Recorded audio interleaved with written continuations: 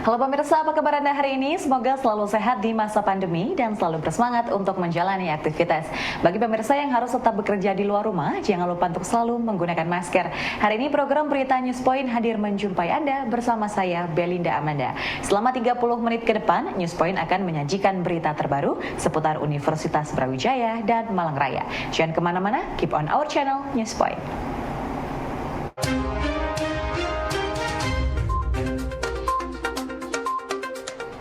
Pemirsa, untuk menjamin kehalalan produk terutama makanan dan minuman yang dijual di Pasar Kota Malang, pemerintah Kota Malang menyerahkan sertifikat halal untuk pedagang pasar. Kepala ULP Barang dan Jasa Kota Malang, Wijaya Saleh Putra mengatakan ada 3 area pedagang yang sudah diberikan sertifikat halal, yaitu Pasar Klojen, Sawo Jajar, dan pedagang di depan stasiun. Dengan pemberian sertifikat halal ini diharapkan menambah keyakinan pembeli ketika berbelanja dan sebagai bentuk perlindungan dari pemerintah kepada pedagang dan juga masyarakat. Ada kegiatan penyerahan sertifikasi halal bagi pedagang pasar.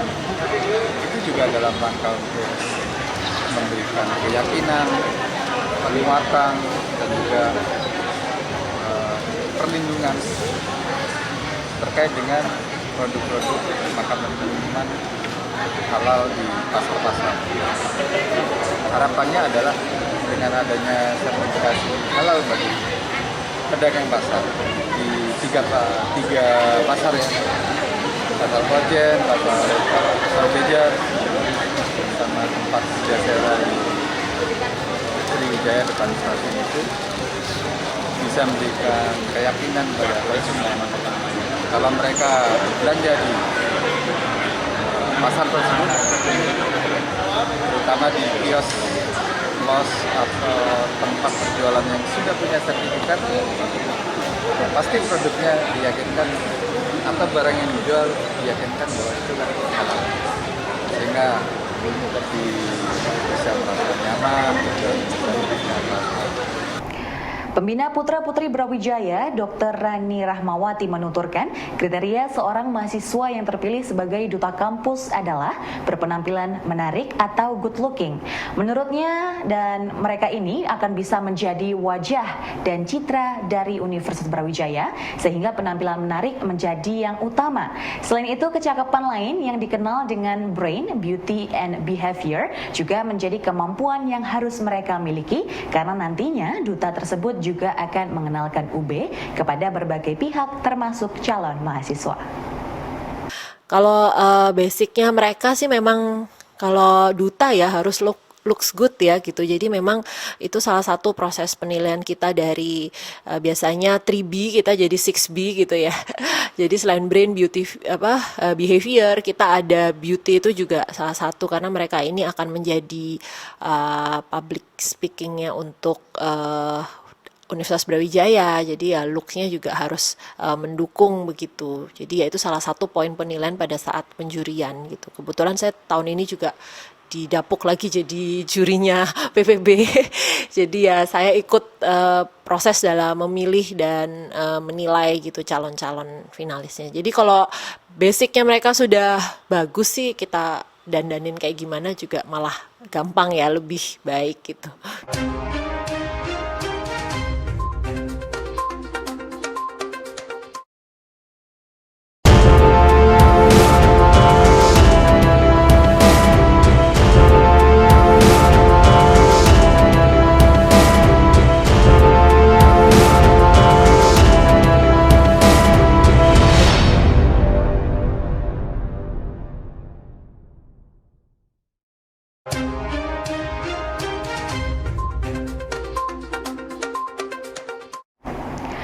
Pemilihan Putra-Putri Brawijaya tahun 2021 mengusung tema etnik pada tahun ini.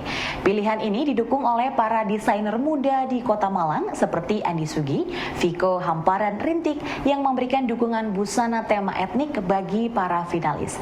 Pembina Putra-Putri Brawijaya Dr. Rahmawati menyebut dukungan dari para desainer Kota Malang ini sebagai sesuatu yang positif bagi ajang tahunan ini karena para peserta juga berasal dari berbagai daerah.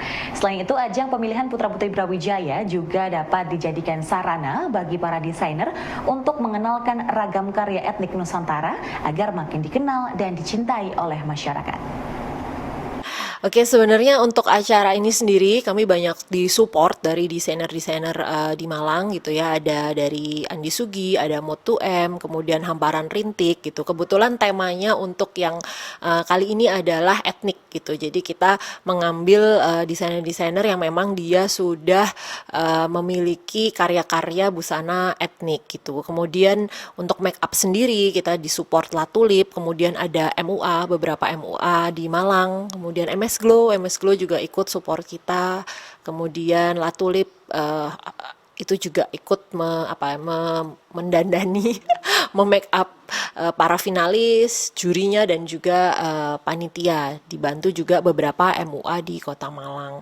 Mengangkat unsur etnik gitu ya, karena memang finalisnya sendiri juga datang dari berbagai kota gitu, dari Kalimantan ada, dari Riau, kemudian dari Bali, Jakarta, Malang juga, dari Batam gitu. Jadi kami melihat banyak budaya-budaya juga di situ. Kita juga ada malam keakraban yang menampilkan dari masing-masing yang yang bisa ditampilkan. Nah, di situ kan mereka menampilkan dari unsur budayanya masing-masing gitu.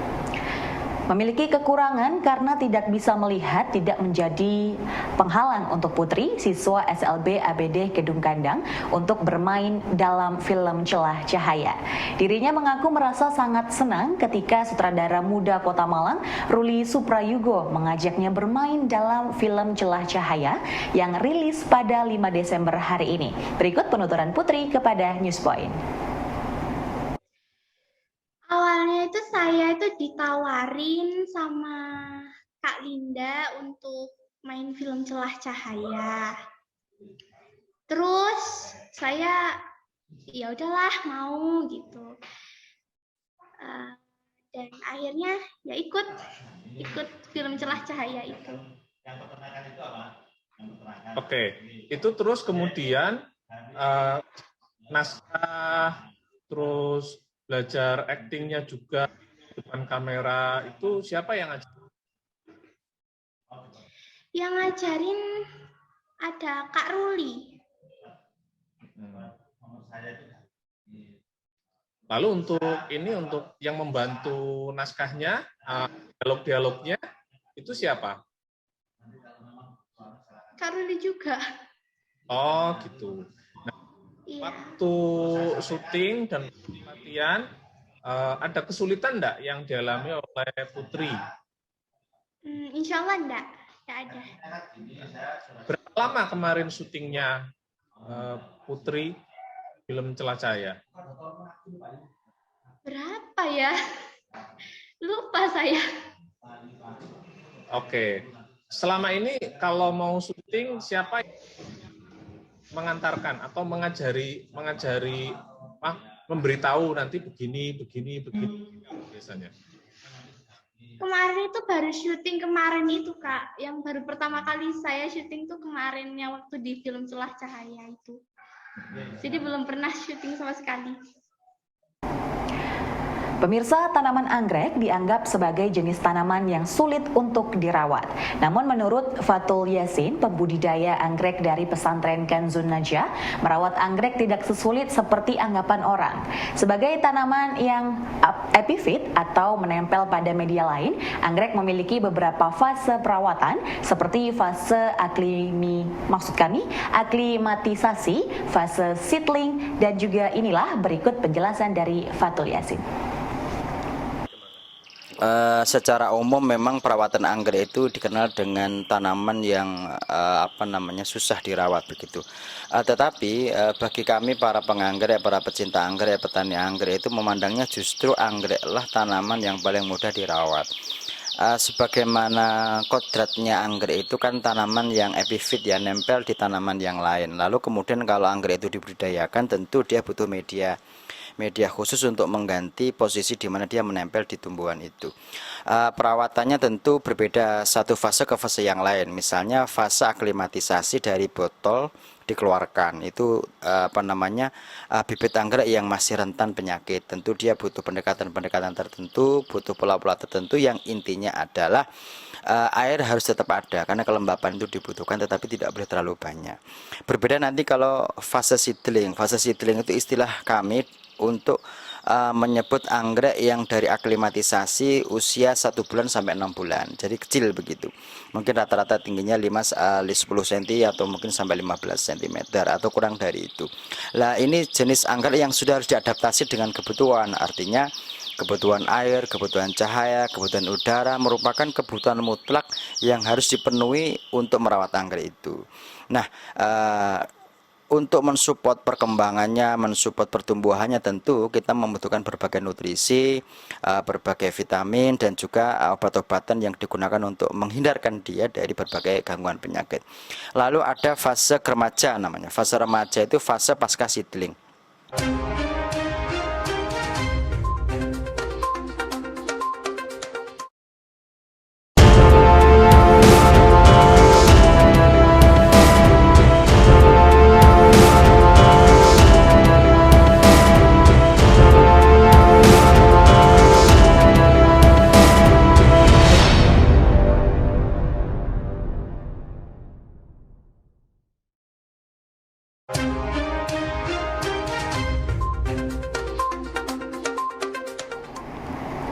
Pemirsa, pembuatan kain ekoprint yang ramah lingkungan memiliki beberapa metode.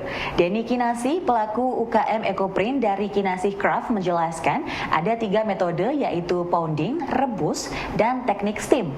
Masing-masing teknik ini berbeda caranya namun memiliki kesamaan yakni membutuhkan proses yang cukup lama dan membutuhkan kesabaran serta ketelitian untuk menciptakan detailnya. Untuk proses produksinya ada tiga teknik ya. Yang pertama itu teknik pounding, itu daun-daunan itu kalau bahasa Jawanya ditutuk-tutuk. Nah itu di kain untuk memperoleh motif dari daun tersebut. Kemudian kalau yang kedua adalah dengan cara direbus. Jadi kain setelah diproses pencetakan kemudian direbus dengan pewarna. Nah, pewarna yang digunakan juga pewarna alam. Nah, kemudian teknik yang ketiga adalah steam atau kukus. Nah, setelah diproses pencetakan tadi, kain digulung, nah itu dikukus. Lamanya perebusan dan kukusan antara 90 menit, 1,5 jam sampai 2 jam. Memiliki tubuh yang ideal tentunya dambaan setiap orang. Namun dalam proses pembentukan tubuh ideal, khususnya membentuk perut yang proporsional, tak jarang kita bingung harus memulainya dari mana. Gym trainer dari UB Sports Center, Wawan memberikan tips cara untuk mengencangkan otot perut. Namun dalam tahap-tahapnya pengecilan otot ini yang harus dilakukan adalah mengetahui kondisi badan, bisa dimulai dari perut bagian bawah, bisa juga dari perut bagian atas. Wawan menyebut bagian terberat atau yang paling sulit adalah mengecilkan otot perut bagian bawah. Maka dari itu, pada saat melakukan latihan otot perut, dianjurkan untuk menggunakan otot perut bagian bawah terlebih dahulu. Untuk melatih otot perut ini bisa menggunakan alat bantu dan juga bisa menggunakan berat badan kita sendiri serta bisa dikombinasikan kedua cara tersebut. Dalam tahap-tahap untuk pengecilan otot perut, yaitu yang dilakukan harus kita tahu kondisinya dulu. Awal bisa dimulai dari perut bagian bawah, bisa dimulai dari perut bagian atas. Dan yang paling berat yaitu dan paling susah untuk dikecilkan yaitu otot perut bagian bawah. Dan maka dari itu alangkah baiknya pada saat melakukan latihan otot perut, dilatih otot perut bagian bawah dulu karena itu otot yang paling susah Untuk melatih otot perut bisa kita pakai alat bantu, juga bisa kita pakai berat badan kita sendiri. Itu kita bisa mengkombinasikan antara pakai alat dan atau pakai berat badan kita sendiri. Pemirsa, informasi tadi sekaligus menutup perjumpaan kita hari ini. Jangan lupa untuk selalu menyaksikan News Point setiap hari pukul 19.30 waktu Indonesia Barat hanya di UBTV, Televisi Pendidikan Universitas Brawijaya. Saya Belinda Amanda dan seluruh kru yang bertugas pamit undur diri. Tetap patuhi protokol kesehatan, wajib menggunakan masker. Terima kasih dan selamat beraktivitas.